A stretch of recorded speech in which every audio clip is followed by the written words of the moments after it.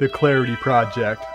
This podcast consists of feminine and masculine energies diving into the tough metaphysical questions. With hosts Nina Wilson and Dan McCleskey. This is The Clarity Project.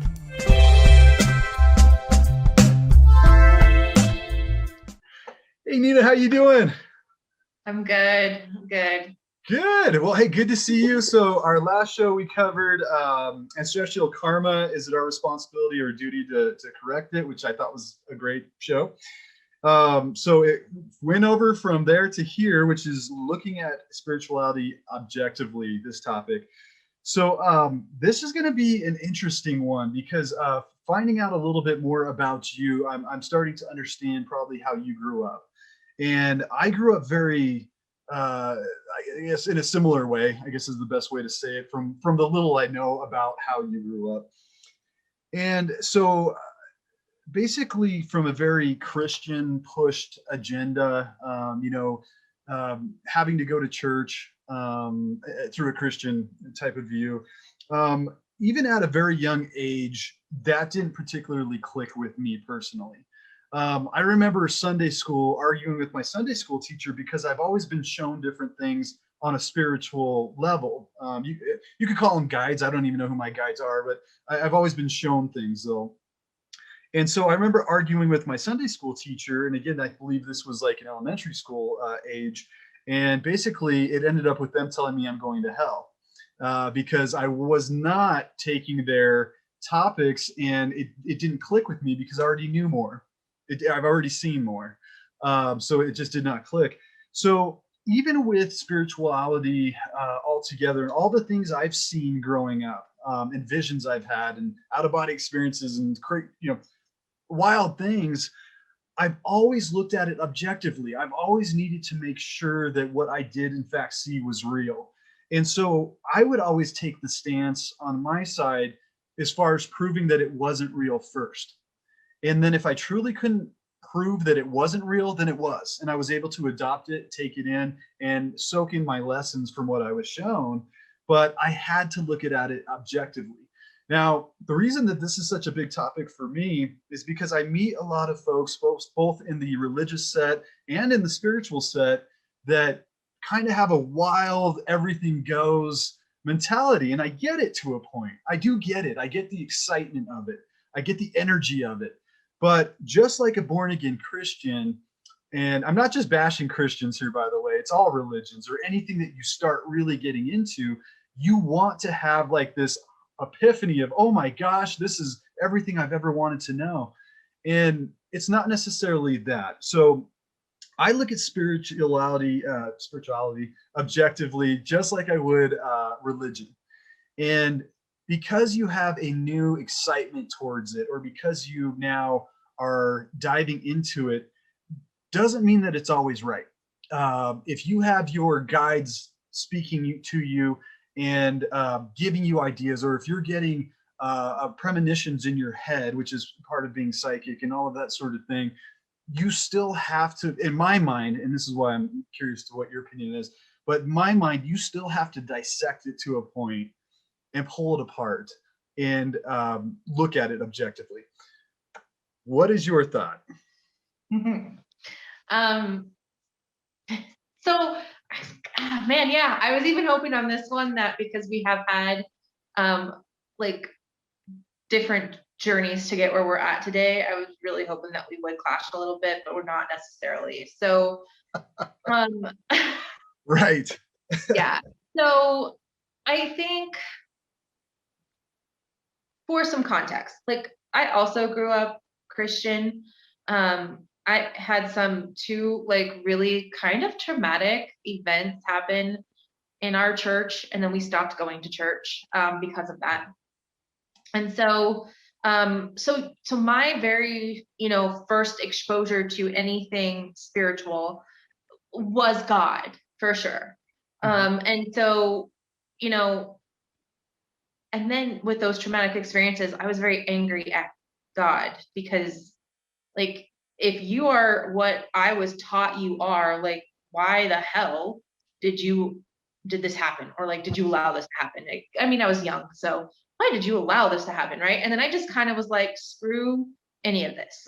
Like, I'm done with all spirituality. Right. And then like, obviously it kind of came, smacking me in the face at some point. Really what happened was I read the book, The Secret, and I was like, ooh, the law of attraction. I can bring money to myself. Let me get all about this. And then I really got into the science of the 12 universal laws and quantum physics and mechanics. So Okay. that's when my like reintroduction into spirituality actually started, was very much in the science space. Um, Right. and then, I mean, looking back, obviously, like I'm psychic now. I've had psychic gifts since I was little. I just did not realize that. So I think there were also things like my guides were very much like pushing me towards that. I mean, it was very like, okay, you're gonna be needed here soon. So we need you to like start getting your shit together spiritually. Um, when I mentor people in spirituality, so I have a couple of coaching platforms and I'm a spiritual mentor. And what I say to them is your spiritual journey is what it needs to be for you. It's not necessary. If it's a specific religion, that is great. It's Right. wonderful. If it is not, that is fine. If you are atheist and want to do that, that's cool too. It's Mhm. whatever it needs to be for you, because as we talked about on the last show, we all have our own lessons, both spiritually, human, whatever, when we get here. And so like we can't really judge what that is. So Right. along my spiritual journey, I mean, there are parts of my daily spiritual practices that are based out of Buddhism, Hinduism. Trying to think, is there any other actual, like I pray to God now. Like that's what I choose to call that. Hmm.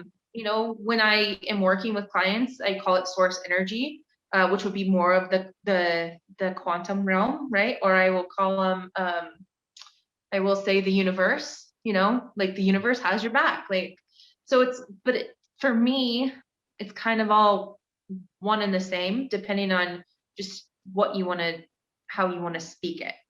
But I Right. think you have such a great point in needing to see it objectively, because it is like at some point you have to dissect, is this something that I just know to be true because it's been given to me?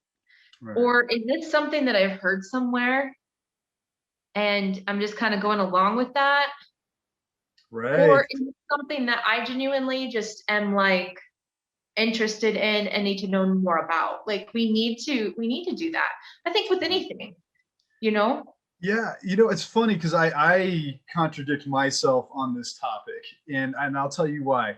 So, one of my thoughts and beliefs ever since I was a little kid is that I won't allow any certain um, form, religion, spirituality, however somebody's going to put that in a basket. I won't ever allow myself to be sucked into that. So, how I used to picture this in my head was me floating over like a landscape with pits. And in these large pits would be the separate, each religion had its own pit. Everybody's idea of what it is in its own pit. And what I would do is I would float over these pits and I would take everything I could from each one of these that I thought really rung true with me, but I wouldn't allow myself to fall into a pit. Because if I were to fall into a pit, I wouldn't be able to see over the top and I wouldn't be able to take in what the next pit has to offer. So if I allowed myself to float over the top, I would soak in everybody's a bit of it. The Hindu, the Buddhism has some amazing things. So does Christianity. They all have little hints of truth in them, but none of them are the master pit, right? It's floating over it and taking in and objectively looking at everything. But then I look at some of my videos of experiences that I've had, and I'm like, wow, if I didn't have the time to explain these in like an hour-long episode, I sound crazy, right? And so I can't just expect somebody to, listen to one of my things and be like, oh, that's the way. And I would not want anybody to do that. I would want them to look at it from a higher point of view and be like, okay, there was some good stuff in there. So I contradict myself sometimes a little bit too with these things, but ultimately you have to, I think. I don't know. Thoughts? So I love the pit analogy, because that's exactly how I mean, not exactly how I explain it. I never would have come up with that analogy, but that's exactly how I would explain like what my journey has been for myself too. Like, yeah, I've just kind of done a lot of research. I mean, I have gone to different religious sectors, and I have really dove into different religions, and I have taken different pieces of that. And then on the other side of that, I've taken different pieces of the science, and I've taken different pieces of just the woo-woo bullshit you hear out there. And I've taken different, and anything that resonated with me stayed with me, and everything that didn't, I just let go of, because I was like, yeah, I can't. And a lot of these things are kind of similar. They just Right. teach them differently. And so, that's the other thing too. I'm like, man, like that was just a really good way of explaining that. But all of these things kind of do that. Yeah. I think though I do contradict myself a little bit too, because I'm gonna tell you, when it comes to my psychic gifts and my Hmm. knowing and the messages I get, I don't always look at that objectively. It's like I just know. That's just truth for me. Right. So two different things on this then. So first of all, I had a good friend that had the Kundalini awakening, and I actually was Mm. interested, so I was asking her tons of questions. It was one of the coolest things that I've heard in a long time. I'm like, wow, this is actually impacting this person's life, and this sort of thing. Now, as time progressed, as I was digging in deeper, it started becoming the messages that this person was getting didn't sit well with me, because basically what was happening was that the messages were like this way or no way, had dire consequences if you don't do this. And I remember telling this person like, hey, you've got to kind of lighten up a little bit, because nothing in spiritual realm will give you a definite. It'll give you feelings, it'll give you thoughts, it'll direct you into the right location. But if it's giving you a doomsday scenario if you don't do something, then that's not right. Something's wrong. You need to step back and look at this from a different point of view. And ultimately, it really came from what I would understand as the kind of the born again Christian view, where nope, I'm right. There's nothing that you could say to deter me from these thoughts. And so that's kind of where I backed away, and I'm like, to each their own, right? Good luck, kind of thing, because I could only help you with my point of view on certain things, and hopefully that'll open it up a little bit to maybe show you that it's not that dire. We have choices in this life, and even if you don't make that choice now, you could do it again next time. It's not going to be, time's irrelevant when it comes to these type of things. So that's one. Yeah, I totally agree with you saying. And when you say that it was kind of an all or nothing for like what this person was experiencing or hearing or knowing, yeah. So first of all, it's a little difficult when I get messages like, even for myself or for other people, I have to always let them know like I'm delivering this through my lens and my perspective. I mean, I can set my ego aside as far as I can possibly get it. There's still like my lens and my view coming in. So a lot of the times, people will get frustrated with me sometimes, because they will ask me like a question, a yes or no question, or like they want a definite or they want a time frame. And I will always say, I cannot give you a definite, I cannot give you a time frame. It does not work like that. However, what do you want? Mm-hmm. Like, not will this or will that happen? Do you want it to happen or do you not want it to happen? Well, I want it to happen. Okay, well then here I'm going to give you the steps to make that happen. Like that's more of what I can do for you, as opposed to saying, oh yeah, that'll work out for you. And Right. not all psychics are like that. Some psychics will give very definites and stuff, but I can't. Like I don't get that information. When I say time frame, like I could say, well, it feels like this, But remember, you have free choice. There's other things that can maybe come into play there. So, you know, take that with a grain of salt always. But from my understanding of being a psychic and having an open channel, okay, so for my understanding of this, and especially like when you do Kundalini, that you're opening that channel, like, yeah, that's one of those experiences. It was really cool. But they're a little too powerful for my liking, personally. But you're opening your channel, and from my understanding of having a psychic channel, again, I will never say I'm an expert about psychic stuff, even though I'm a psychic, and I feel like I have a good grasp on it, but I'll never call myself an expert because I don't really know how to be in that realm. But from my understanding, when you open that channel, unless you are very specific in your intent with that opening, I am so savage about this, and this, and maybe this is what I'll let in and nothing else. Okay. So a lot of times we're all mediums. We all have the ability to talk and see dead people. I don't like that. I don't like to do that. I will only allow that in certain situations at certain times. Yeah. So, I mean, I'm very specific. Being psychic and being able to reach these higher spaces within it, obviously dead people are kind of lower vibrating, right? So they're down here. Obviously I'm open to that, but I never experience it because I don't want to. So you have to be very intentional when you're opening that, from my understanding, or these lower vibrating other things can come in and you may or may not know where that message is coming from or what that is. So just to clarify real quick, and I do want to hear this point, but it's for and you know this, but for a lot of the people tuning in right now too, it's not like the Sixth Sense when you do pick up on dead people, because they're not necessarily dead people anymore. So you're not going to see somebody with like a ripped off face or something like that by any means. You're actually going to pick up, for the most part, on a spirit that has moved on. So it's actually a higher spirit that you would normally have, or a more heavy vibrating spirit, vibrational spirit than what we are on Earth, or at least in these bodies. You can pick up on like ghosts or that type of thing that are stuck here. That's going to be a very low vibrational level being that you could connect with as well, because they haven't changed their vibration yet to move on. But just to clarify that a little bit, are some of the things that I've seen.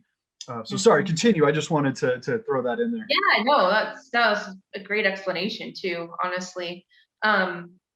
Oh man, and another good fun topic might be talking about ghosts, because I've got some knowledge on that. But going back to that one. So one thing that I think that may or may not be happening is maybe they weren't so intentional in that opening, and something else can come in. The other thing, I've worked with 3 or 4 different psychics in helping them develop their abilities. And one of them absolutely refused to she wanted anything and everything to come in. And she was getting very negative, very malicious messages. And they did affect her mental health. So we had to kind of do a little intervention there too. Because I'm also a licensed psychotherapist. So I'm not okay with that. So we had to really, I really had to work with her several days at a time and really say drill in no, this isn't, you don't want this. And she kind of learned a lesson for that. And then she did make some changes. But I think the other part of that, I did do a video on that, Nina, specifically that kind of thing too, which was vibing spiritual defense thing. And a lot of folks will be spiritual defense. You don't need that, but it's for the folks that you just mentioned that can't move past something, or they have something that keeps coming back that doesn't fit their vibration. It's directly for that. So obviously we both have ways of helping folks with that, but I do have a video on that as well. But yeah, please continue. Yeah, spiritual defense. That's a really good way to talk about that too. I'm always just I'm so I'm so savage about my energy and about my spiritualness. Like, you know, yeah. And honestly, a lot of my clients, when they come in, I'm always like, can I just like do a spirit detachment like right away, just in case? I'm not saying there's anything attached to you. I'm not feeling that. I'm not getting that, but just to be safe, can we Sure. go through that process first and foremost? But the Right. other thing I think that happens is it's really difficult for us to sometimes set our ego aside. And so, like, even when I'm getting, this is why I don't, so JD, my best friend, I get a lot of messages for him because we're so spiritually connected. And it's very clear. One, because they yell. Oh, yeah. They yell at him because they're trying to get his, you know, but and then by the time they get to me to give him the message, they're frustrated. So they yell. But other than that, like I don't do a whole lot of reading for my friends or family because it's really hard for me to get a message and have it be a clear message and not have my ego or my own thought or opinion involved in that. So Right. especially when I mean, I have a psychic mentor that helps me with my psychic gifts, but she also is someone who I go to and I get psychic readings about my business, about my love life, and all of the other crap. You know, Right. because it's hard for me sometimes to decipher my own messages, like because I'll know a lot of times what the actual message is, but my ego will want it so much to be the other that it's like it's not as bad anymore. I've kind of learned to clear that up and just like let shit go. But man, when I first was developing my gifts, dating was hell because I'd Oh, always yeah. know whether this was like gonna, you know, be a good thing or not a good thing. But then I'd always be like, yeah, come on, like let's just stay in it. She'd always be like, Nina, you know, just and she says that to this day too. She's always like, you know what the answer is here. I was like, yes, but I need your validation because my ego won't let it go. And So so I just the dating thing, I think is funny because I have the marriage thing, but I am an empath. So I am feeling what she's feeling as she's annoyed with me, which sucks because then you're like, oh, you know, you put yourself in check a lot because you could feel what the other people's feeling about you or a certain yeah, situation, and it's not always what it's cracked up to be, right? But anyway. yeah. It's not. Intimate relationships when you're super spiritual are very difficult, to be honest. I don't That's think they funny. have to be. I'm probably, again, my ego's just getting in the way and making it. But so the other thing that maybe is happening there too is having the ego be so solid or being so attached to the ego that those were sort of the message, like she was the way that she was interpreting or receiving the messages too. But I think again that's why it's important for us, I mean even myself as a psychic, in getting like those messages, to take a step back and look at it objectively, because otherwise, well, I guess the other part is if you don't do that, how do you integrate your, this is a whole nother topic, I know, but how do you integrate your spirituality into your human experience? Right. Well, going back to your ego topic there too, and when you're getting a message, particularly with family, like you mentioned, you know that person, right? You have your opinion of that person from a young age, right? And how they react to certain things and so on. So even though you're getting a message, you're probably double questioning yourself before you say it because you're putting your opinion of that person together with that message. And now you may not say it as pure as it came to you Mhm. because you're letting that interfere. Would that be a good way to break that down? Oh yeah, Okay. yeah. Yeah. Well, I had a client once and I very, very compassionately had to tell her that one of her friends was dying. And it Ooh. was sad. I mean, it was so sad. Yeah. Um, I helped another client discover that she had throat cancer, which was really, really sad. And I don't know if I could do that in a compassionately objective way with friends or family. Yeah. No, yeah, I don't even know if I you're would opening do up that stuff that you don't want to know about, right? Or that right. you're gonna physically take in and have to deal with now or grieve or whatever Yes. too. So yeah, I could see that's tough for sure. Sorry, it just rang true with me when you said that because I had a past life vision before where I was very, very psychic, and I wouldn't call myself psychic here, but I was very psychic in this past one. But again, I discovered that somebody was their spouse or somebody was going to be passing away, and I shared it with them, and it was a very traumatic thing to where I didn't want to do it in my moving on to my next life or whatever because it was so traumatic of the situation that happened. And again, Yeah. this was just a glimpse of flash, so I'm not quite sure of all of it, but sorry, it really kicked in when you said that. So No, yeah, you're fine. that's a really tough one. So objectively you can look at that and maybe not share it. Sometimes maybe it would be good to share it. I don't know, what's your thoughts on that? Um, there are a lot of times where I'll get messages, like I'll get the information and then I'll immediately get a message of, but don't tell them. They're not Hmm. supposed to know this yet. They're not so you supposed to know that now. so you So can a lot plant of the times, seed, maybe like what? you could plant a comfortable seed maybe Yes. to be, hey, prepare or be ready and not give the whole big bad news then, right?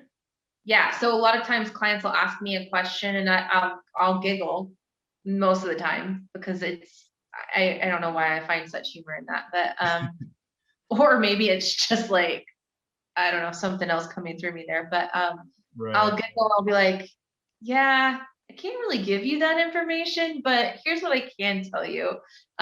Obviously not, I don't giggle when it's like important things like that, but a lot of times people will want, I was like, yeah, you're not supposed to know that for another couple months. So do this and you'll get there and clarity will come and blah blah blah. Like Right. um, yeah. Well, I could tell you, so something that again I'm going to contradict myself with my big grand old plan of always being objective is that when I was doing my videos, and I'm writing a book currently too, which I talk about in my videos, which I thought would be done already, but I'm like, I still have a full career. I'm trying to do why writing the book. Anyway, is that when I wrote this, my mom is very spiritual. She's been the only person through my life, and it wasn't actually until a little bit of an older age that we were able to connect and really be able to speak about spiritual things, which has been a blessing for me. Because in your mind, and that's why I have my channel named what it is, Spiritually Out of the Closet, because that's what I became. I finally said, hey, screw it, this is who I am, right? Like, I don't care what you think about me anymore, or if this sounds crazy, it's what I've experienced. And a lot of the stuff I'm getting is probably for you, right? So I'm going to start sharing it. But anyway, when I started doing the book and when I started doing my videos, she would send me videos through YouTube of some really enlightened, cool people on certain subjects, and I wouldn't watch them. And the reason is because I was so dedicated to getting my message out very clear and virgin that I wanted it to be, I didn't want any other distractions. I didn't want any other, really good points coming to me that would sway the way that this vision came across to me. I wanted it to be very pure put across. And so that's kind of where I think I would argue with myself a little bit because I didn't look at those well, I did look at them objectively. Let me clarify that real quick, because before I actually wrote the visions down or anything like that, I went through my whole process of confirming that it was real. So I, in fact, did look at it objectively through my point of view, but I didn't bring other point of views into the picture before I put it out. So I like coming into spirituality with kind of knowing what I know and seeing what I've seen, but still having a virgin perspective to a lot of people's views. It's fun. So that's why like this is fun for me, our podcast, because this is, I get to hear your stuff and really get to dig in on how you believe about things. So this is a lot of fun for me. But yeah. So what are your views on that? Obviously you have messages always coming to you and Yeah. you're not questioning them, but you are, from what we said earlier, maybe there's some things that shouldn't be said. So you are looking at it objectively, correct? I guess now that you say that, yeah. But I don't know that I'm looking at it objectively. That's just what I'm being given. Okay. Because I try to take my human self out of it as much as possible. And so there are times where the messages will come out of my mouth in a different accent, in a different tone. Oh yes, yes, very cool. or using like words or language that I'm like, not, they never come out like in some foreign language I don't know by any means, but like it'll come out, it'll just come out different. So there's one client, and I would always cover up with a blanket. Well, I'm chronically cold anyways, but I would always cover up with a blanket, and I would sit. I mean, I had this little chair in my office, right? And every time, you know, and this happens, I think, with the majority of my messages that come out. She's like, you just remind me of a little old lady, because I'm always like, oh my dear, and like I just get like this completely different demeanor about me a lot of the times. Not always. Right. But then there are some times where I'll like say things that I'm like, I don't even know where that language came from or where that expression came from, because it's again coming from um you know, somewhere else. And a lot of times I try to deliver it the way it's coming in Mm-hmm. as much as I possibly can. Even with my best friend, when they're yelling at me, I've never like yelled at him, but I will type it out in all caps. Yeah. Oh, Like, wow. Just to get the message just clearly across. yes. I like that. Um, so, I mean, I try my best, but when it's those moments of, oh, I have this information, but you're not supposed to know it, it's not that I'm get to look at it objectively. It's literally that their guides are saying, well, here's the information, and you can, I'm giving this to you so you can plant a seed, but Mhm. they are not to know this information. So then it's like, okay, so then I have to kind of, that's again when I have to set aside my psychic part, get the knowledge I got from the channel, and then I have to integrate my psychotherapist and my ego and my human piece, and then plant that seed in a way that's going to work for them. So Right. I don't think that I mean, I know that everything I do, like everything I do, from the functional medicine to the plant medicine to the energy work to the psychotherapy to the spiritual mentorship, everything I do goes together seamlessly, and like it's my purpose. So I just, I don't know, You like, kind of put it through your filters and then yeah. see So it I out don't there. think that but again, I don't know that it's necessarily that I'm looking at it objectively. It's just I'm kind of doing what I'm told in Right. those moments. No, that's a good. I love that point of view on that. I have one. Do you have? That because I'm intentional about what comes in through my channel, if that makes sense too. Like I trust it Mhm. because I'm making sure like I'm only sourcing my information from these places. Okay, Yes, sorry. Go I love that you just said that. That's a major point too, is that you've limited in a good way the messages that you're getting through from a trusted source. So you're not taking everything in, you've channeled it, you funneled it down basically to know that what you know is true and pure, on. right? Yes. Okay. Cool. So I listened to this dude. He's really interesting. His name's Chase Peters. I believe it's Chase Peters. I'll put his link down below. But he has a channel on YouTube, and really interesting guy. He does things through like pictures and stuff like that. So I have no idea what he does or how he does it, but it's really interesting to watch his channel. But he did one on Jesus, which was interesting because I've always had my own views of Jesus because of how I was raised, and it was a very negative view because I was so frustrated with the fact that I was mad at Jesus, which wasn't fair, but I was mad at Jesus because I felt that look what came of all of this. Look at the anger and the pain and the division and everything that came from the beginning of a religion, right? And I was just so angry that this person that was so brilliant, the Einstein of spirituality, really came down and this was the cause of it.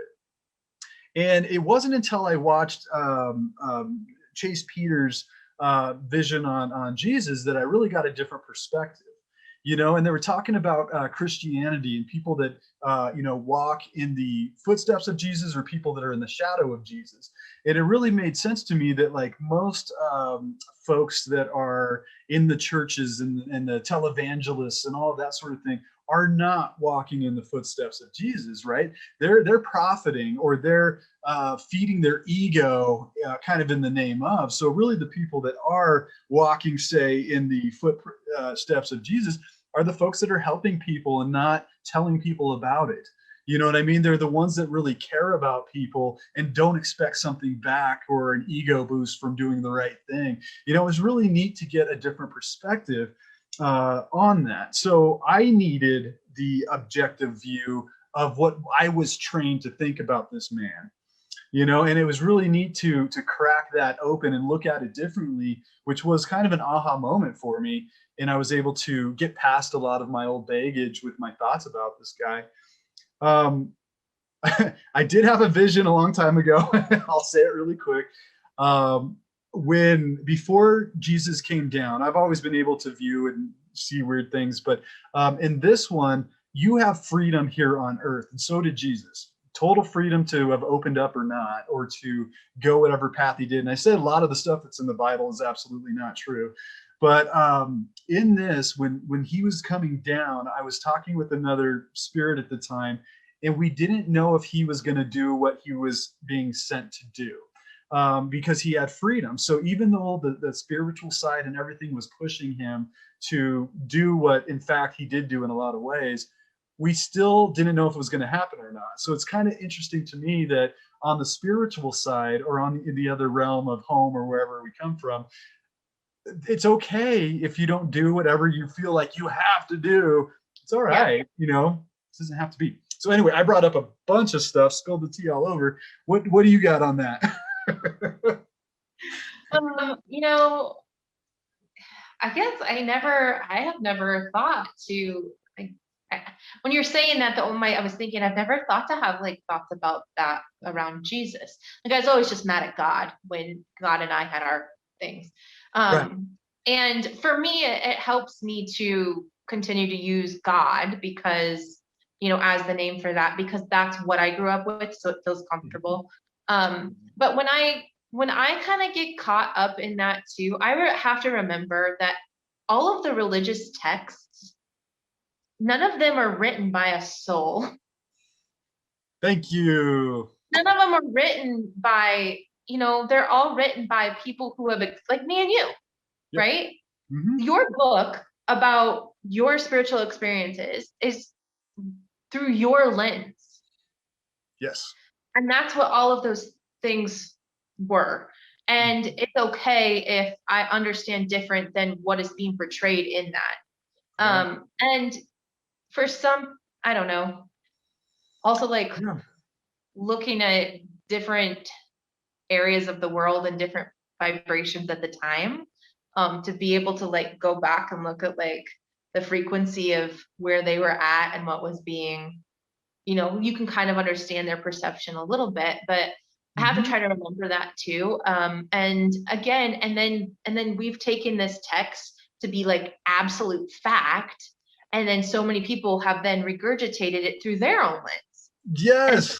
And Thank it's okay you. if I know differently Yeah.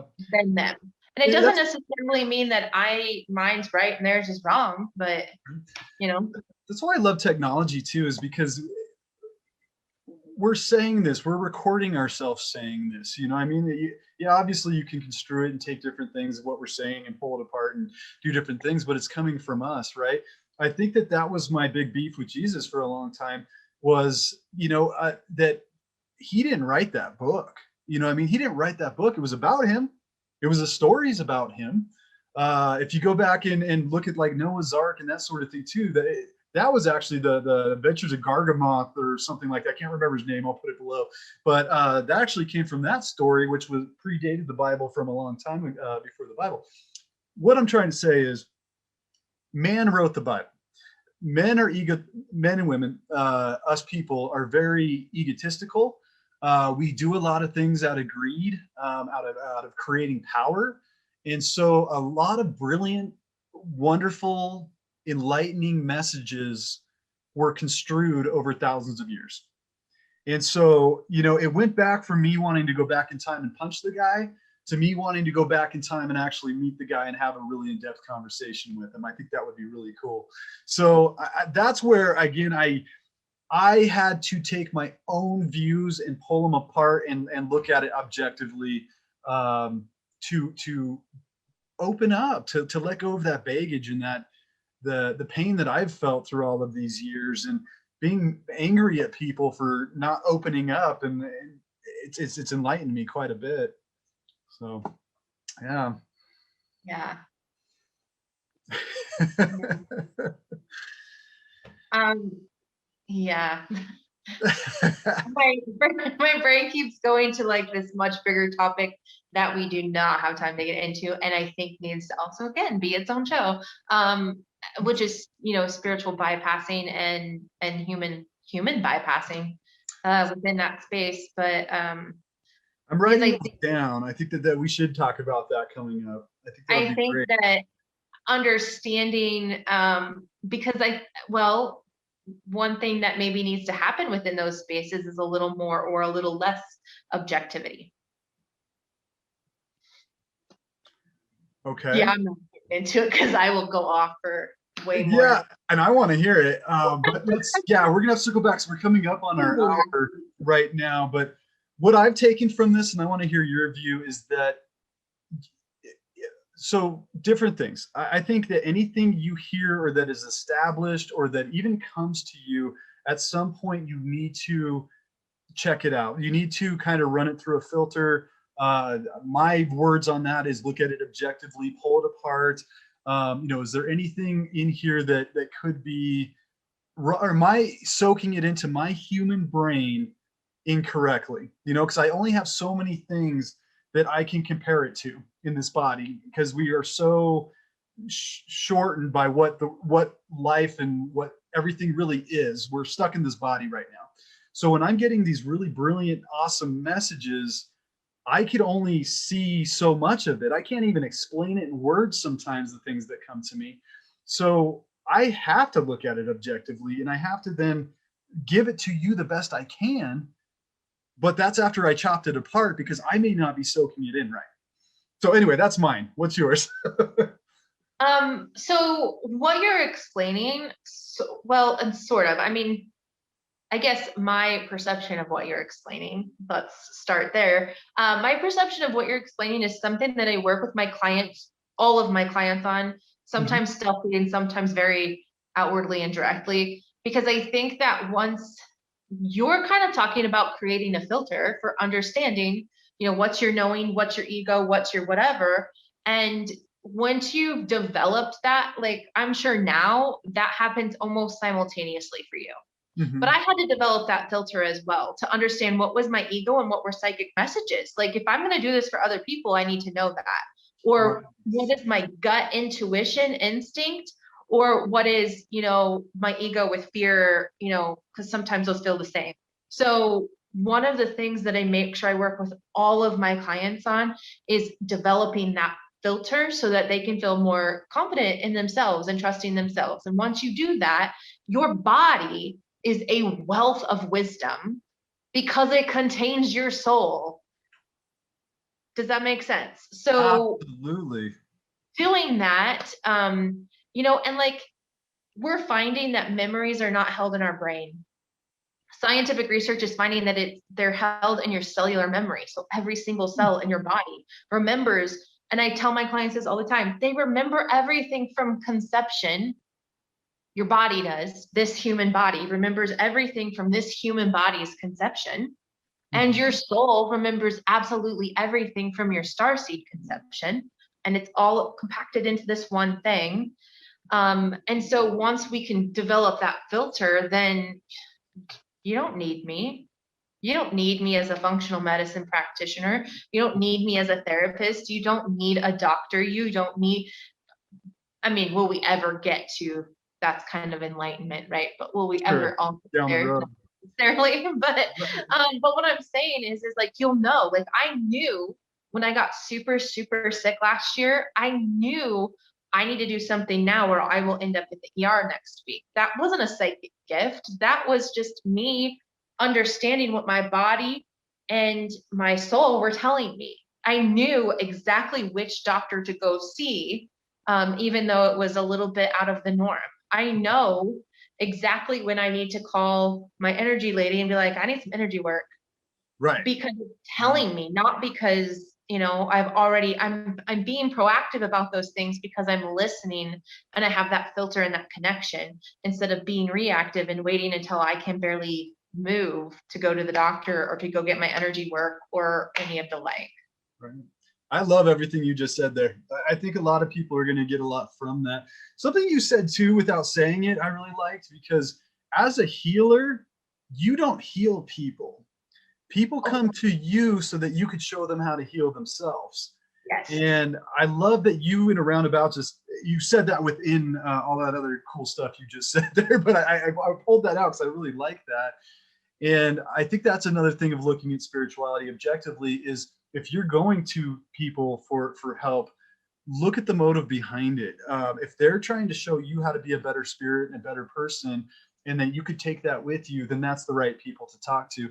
If you're going to somebody that makes you come back and now you have to buy all these ingredients and now you have a ancestor thing that you have to buy this special candle from, you're going to the wrong people. So I think that's a good, maybe a good takeaway. Let's not be too unrealistic. I do have all of the tools available for purchase, right?